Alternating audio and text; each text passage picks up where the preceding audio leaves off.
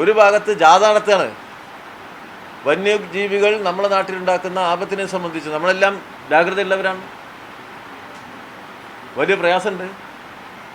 അപ്പോൾ ഫെൻസിങ് പോണപ്പോൾ നമ്മൾ പോയപ്പോൾ കണ്ടില്ലേ, ഫെൻസിങ് ഉണ്ട് അവിടെ. നമ്മൾ പോയ പ്രദേശത്ത് നിങ്ങളെല്ലാം പോയല്ലോ. നിങ്ങളുടെ എല്ലാം വലതുഭാഗത്ത് ഇവിടുന്ന് അങ്ങോട്ട് പോകുമ്പോൾ വലതുഭാഗത്ത് പൂർണ്ണമായ ഫെൻസിങ് നടത്തിയിട്ടുള്ള ഒരു സ്ഥലമാണ്. പൂർണ്ണമായ ഫെൻസിങ്. ബാക്കിയുള്ള ചിലത്ത് ഇനി പൂർത്തിയാക്കാനുള്ള നടന്നുകൊണ്ടിരിക്കുകയാണ്. ഗവൺമെൻറ്റിൻ്റെ ഭാഗത്ത് നിന്ന് ചെയ്യേണ്ട കാര്യങ്ങൾ ചെയ്തുകൊണ്ടിരിക്കുന്നു എന്ന് എല്ലാവരെയും ബോധ്യപ്പെടുത്തുന്ന കാര്യമാണ്.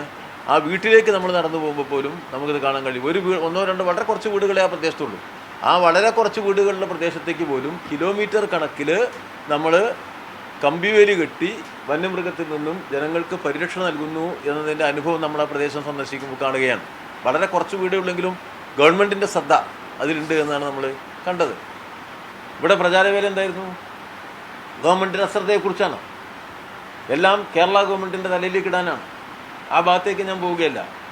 ഈ പ്രശ്നത്തെ രാഷ്ട്രീയമായി ഇടതുപക്ഷത്തിനെതിരായി ഉപയോഗിക്കുന്ന കോൺഗ്രസ്സുകാർ വൈദ്യുതി കമ്പി വഴി വന്യമൃഗത്തിനെ ഇലക്ട്രിസിറ്റി അടുപ്പിച്ച് കൊന്ന് അത് വിറ്റ് കാശാക്കുകയാണ് എന്നത് എത്ര ഖേദകരമായ വസ്തുതയാണ്.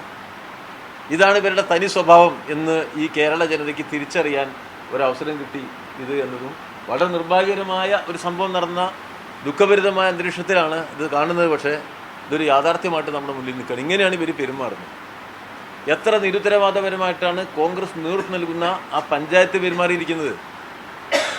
പഞ്ചായത്തുകൾക്ക് ഈ ക്ഷുദ്രജീവികളായ വന്യമൃഗങ്ങളെ പ്രത്യേകിച്ച് പന്നിയൊക്കെ വെടിവെച്ചുകൊല്ലാനുള്ള സ്വാതന്ത്ര്യം അനുഭവിച്ചു കൊടുത്തിട്ടുണ്ട്. അതിനുവേണ്ടിയുള്ള ആളുകളെ ചുമതലപ്പെടുത്തിയത് ചെയ്യാവുന്നതാണ്. എന്നാൽ കോൺഗ്രസ് ഭരിക്കുന്ന ഈ പഞ്ചായത്തിൻ്റെ സമീപനം എന്താ? UDF പഞ്ചായത്തിൻ്റെ സമീപനം എന്താ? ആ പ്രവർത്തനം നിർത്തിവെച്ചു.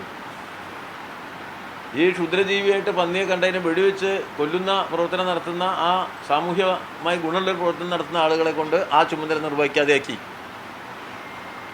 ആരെങ്കിലും ആ ചുമതല നിർവഹിച്ചാൽ അവർക്ക് പൈസയും കൊടുക്കാതെയായി. അപ്പോൾ ഒരു ഭാഗത്ത് നിയമപരമായി ചെയ്യാൻ കഴിയുന്ന കാര്യങ്ങൾ നിർവഹിക്കാതിരിക്കുക, നിയമവിരുദ്ധമായി ചെയ്യേണ്ട കാര്യങ്ങൾ നിർലോഭം ചെയ്യുക എന്ന രീതി നമ്മുടെ UDF വിശേഷിച്ച് കോൺഗ്രസ് ചെയ്തുകൊണ്ടിരിക്കുന്നു എന്നതാണ് നമുക്കിപ്പോൾ മനസ്സിലായത്. അതുകൊണ്ട് ഞങ്ങളൊരു തീരുമാനമെടുത്തു. നാളെ ആ പഞ്ചായത്തിലേക്ക് LDF മാർച്ച് നടത്തുകയാണ്. കാരണം ആ പഞ്ചായത്തിനാണ് ഇതിലെ ഏറ്റവും വലിയ ഉത്തരവാദിത്വം. UDFന് നിയന്ത്രണമുള്ള ആ പഞ്ചായത്ത് അതിൻ്റെ ഉത്തരവാദിത്വം നിർവഹിക്കാത്തത് ഒരു പ്രധാനപ്പെട്ട വിഷയമാണ്. അതുകൊണ്ട് ഈ വിഷയത്തിൽ ശക്തമായ പ്രതിഷേധം രേഖപ്പെടുത്തിക്കൊണ്ട് നാളെ LDF വഴിക്കടവ് പഞ്ചായത്ത് ഓഫീസിലേക്ക് നാളെ നമ്മൾ മാർച്ച് നടത്തും. പിന്നെ ഇതിൽ ഉത്തരവാദികളെ സംബന്ധിച്ച് ഗവൺമെൻറ് നല്ല അന്വേഷണങ്ങൾ നടത്തണം. അന്വേഷണം നടത്തി ഇത്തരം ഗൂഢാലോചനകളുടെ പിന്നിലെ എല്ലാ ഘടകങ്ങളും കണ്ടെത്തണം, മാതൃകാപരമായി ശിക്ഷിക്കണം.